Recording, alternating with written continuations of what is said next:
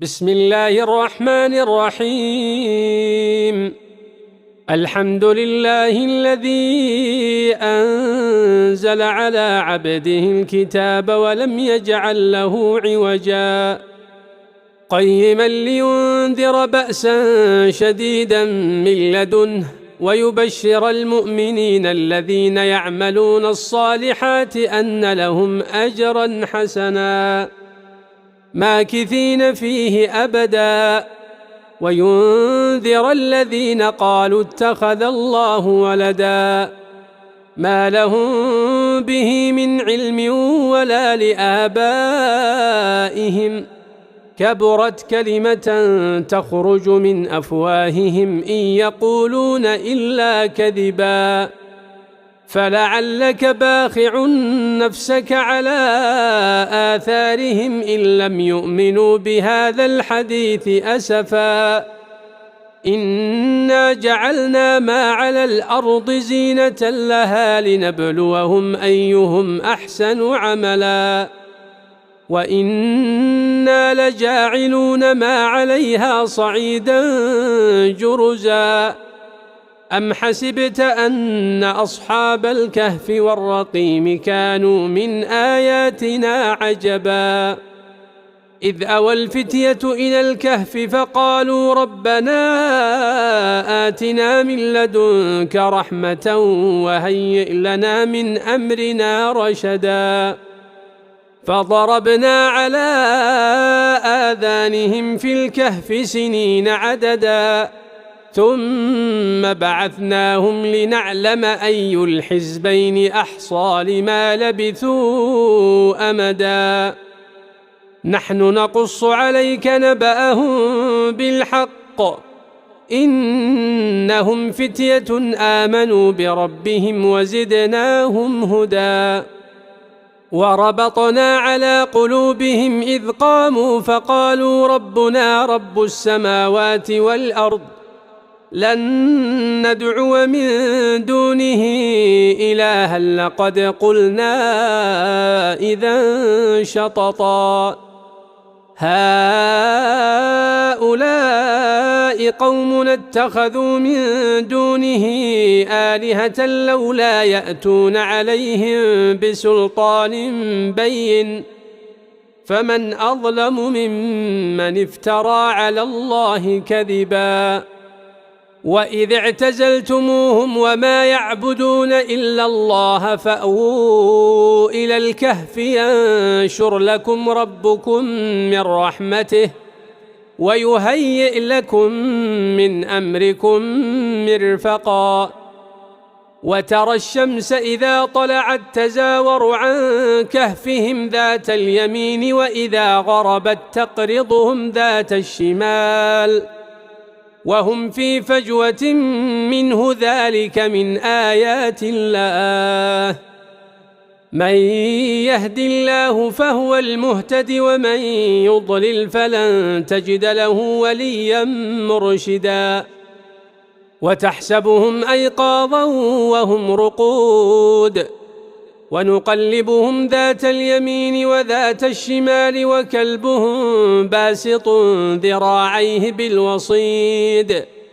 لو اطلعت عليهم لوليت منهم فرارا ولملئت منهم رعبا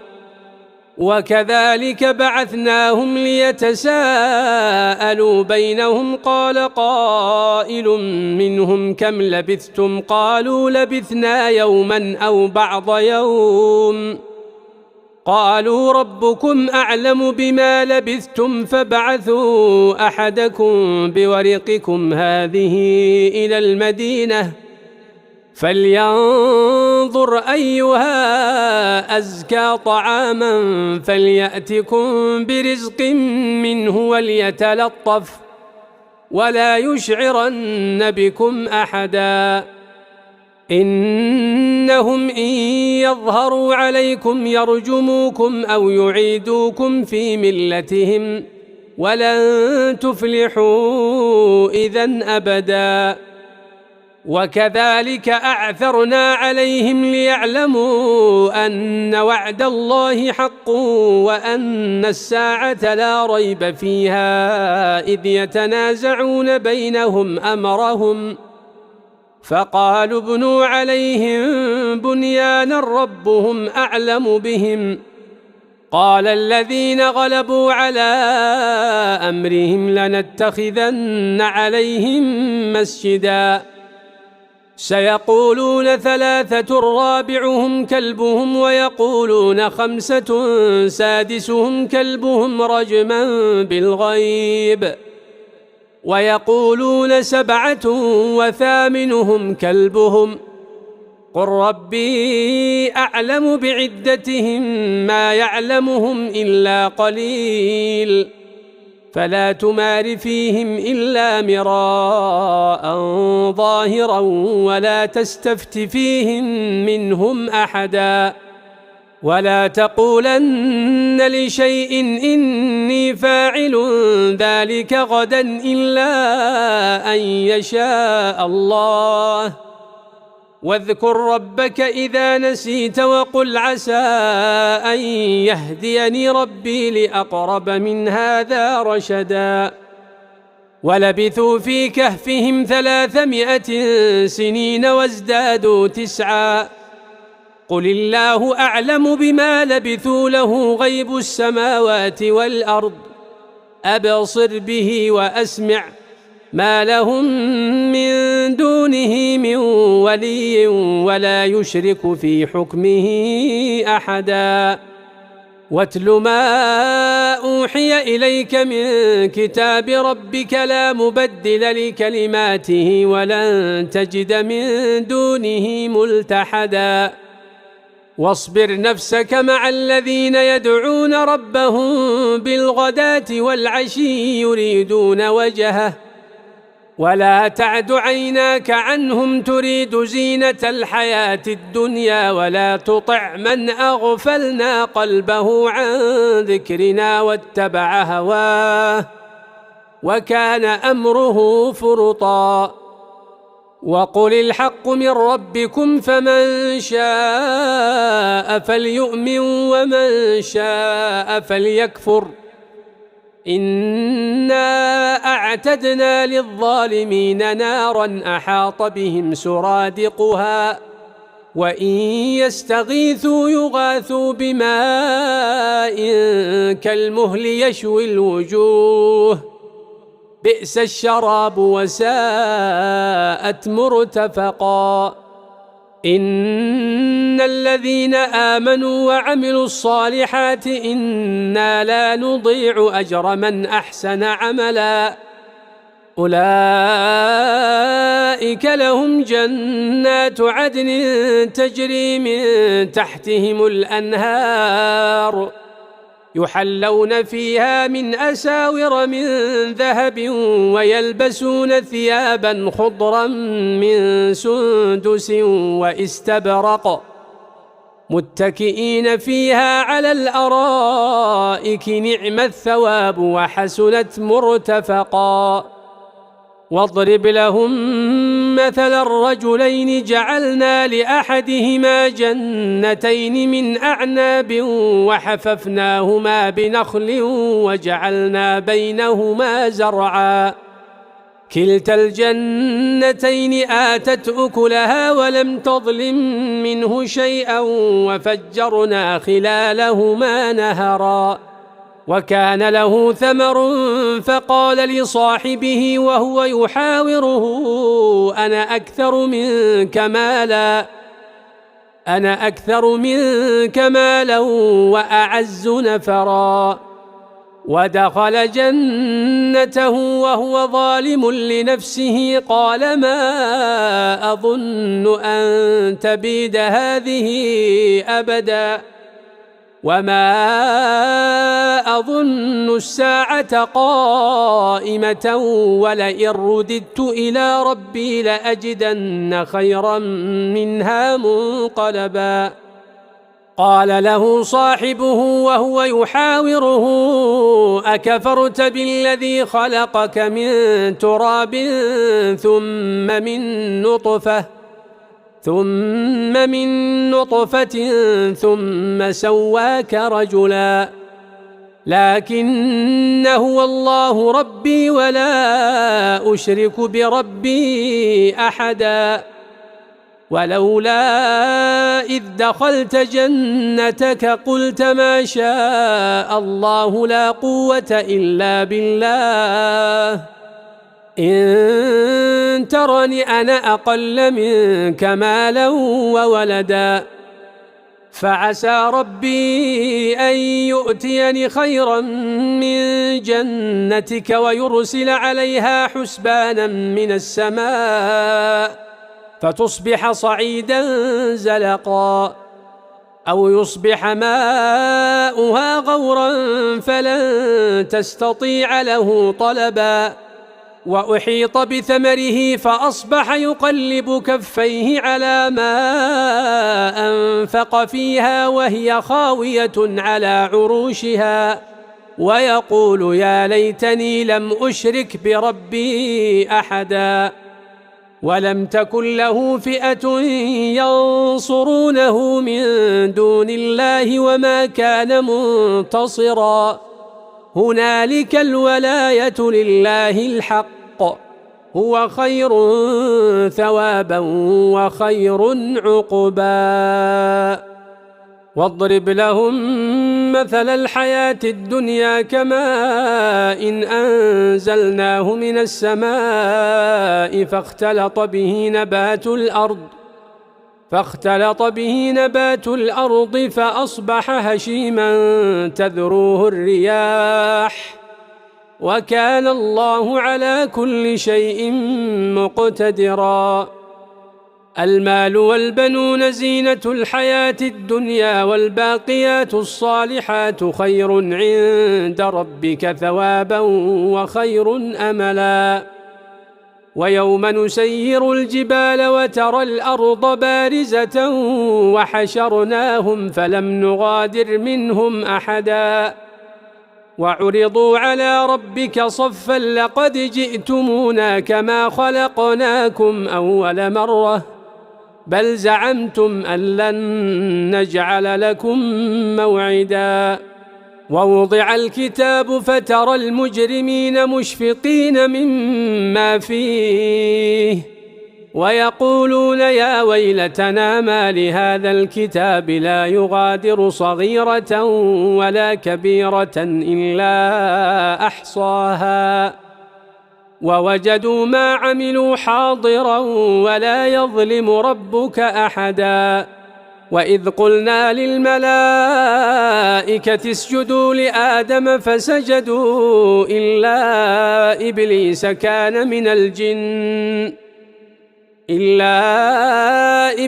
كان من الجن ففسق عن أمر ربه أفتتخذونه وذريته أولياء من دوني وهم لكم عدو بئس للظالمين بدلا ما أشهدتهم خلق السماوات والأرض ولا خلق أنفسهم وما كنت متخذ المضلين عضدا ويوم يقول نادوا شركائي الذين زعمتم فدعوهم فلم يستجيبوا لهم وجعلنا بينهم موبقا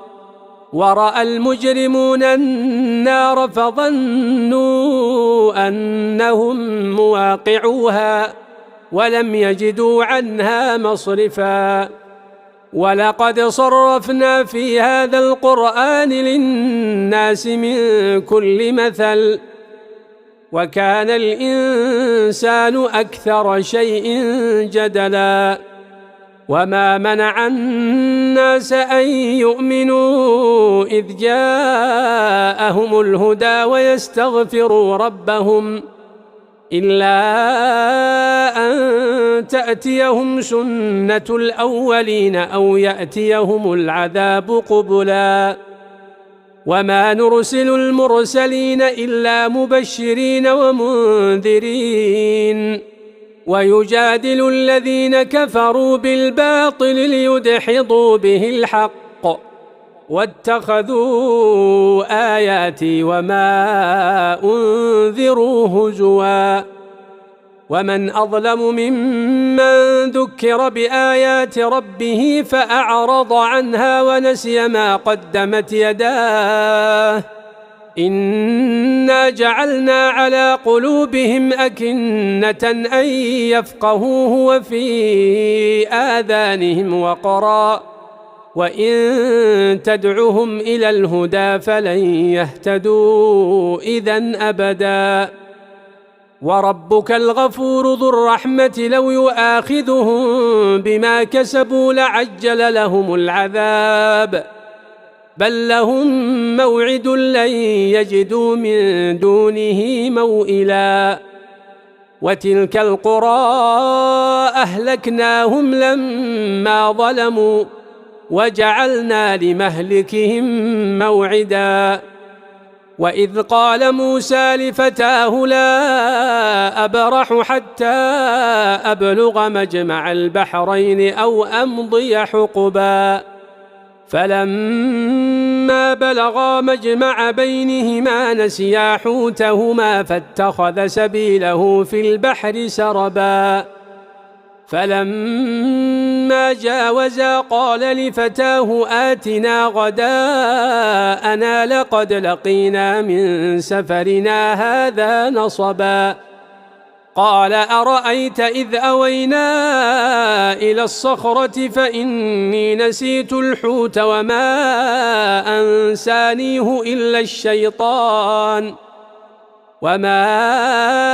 أنسانيه إلا الشيطان أن أذكره واتخذ سبيله في البحر عجبا قال ذلك ما كنا نبغي فارتدا على آثارهما قصصا فوجدا عبدا من عبادنا آتيناه رحمة من عندنا وعلمناه من لدنا علما قال له موسى هل أتبعك على أن تعلمني مما علمت رشدا قال إنك لن تستطيع معي صبرا وكيف تصبر على ما لم تحط به خبرا قال ستجدني إن شاء الله صابرا ولا أعصي لك أمرا قال فإن اتبعتني فلا تسألني عن شيء حتى أحدث لك منه ذكرا فانطلقا حتى إذا ركبا في السفينة خرقها قال أخرقتها لتغرق أهلها لقد جئت شيئا إمرا قال ألم أقل إنك لن تستطيع معي صبرا قال لا تؤاخذني بما نسيت ولا ترهقني من أمري عسرا فانطلقا حتى إذا لقيا غلاما فقتله قال أقتلت نفسا زكية بغير نفس لقد جئت شيئا نكرا قال ألم أقل لك إنك لن تستطيع معي صبرا قال إن سألتك عن شيء بعدها فلا تصاحبني قد بلغت من لدني عذرا فانطلقا حتى إذا أتيا أهل قرية استطعما أهلها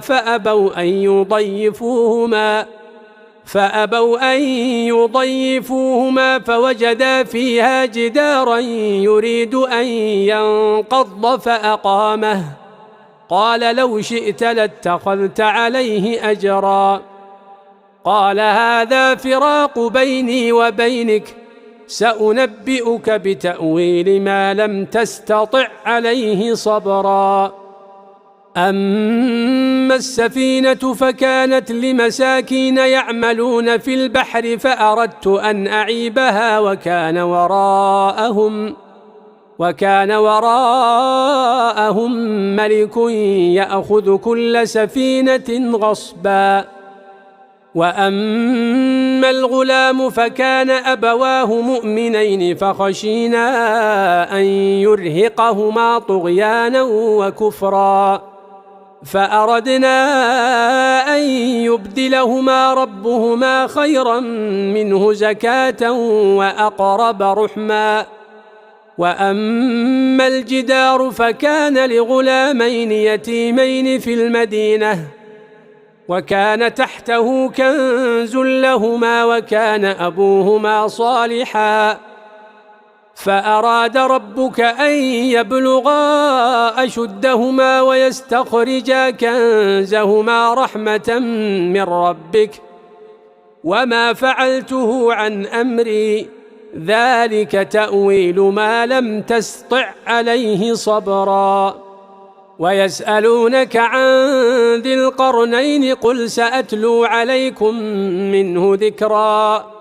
إنا مكنا له في الأرض وآتيناه من كل شيء سببا فأتبع سببا حتى إذا بلغ مغرب الشمس وجدها تغرب في عين حمئة ووجد عندها قوما قلنا يا ذا القرنين إما أن تعذب وإما أن تتخذ فيهم حسنا. قال أما من ظلم فسوف نعذبه ثم يرد إلى ربه فيعذبه عذابا نكرا. وأما من آمن وعمل صالحا فله جزاء الحسنى وسنقول له من أمرنا يسرا. ثم أتبع سببا حتى إذا بلغ مطلع الشمس وجدها تطلع على قوم لم نجعل لهم من دونها سترا. كذلك وقد أحطنا بما لديه خبرا. ثم أتبع سببا حتى إذا بلغ بين السدين وجد من دونهما قوما لا يكادون يفقهون قولا. قالوا يا ذا القرنين إن يأجوج ومأجوج مفسدون في الأرض فهل نجعل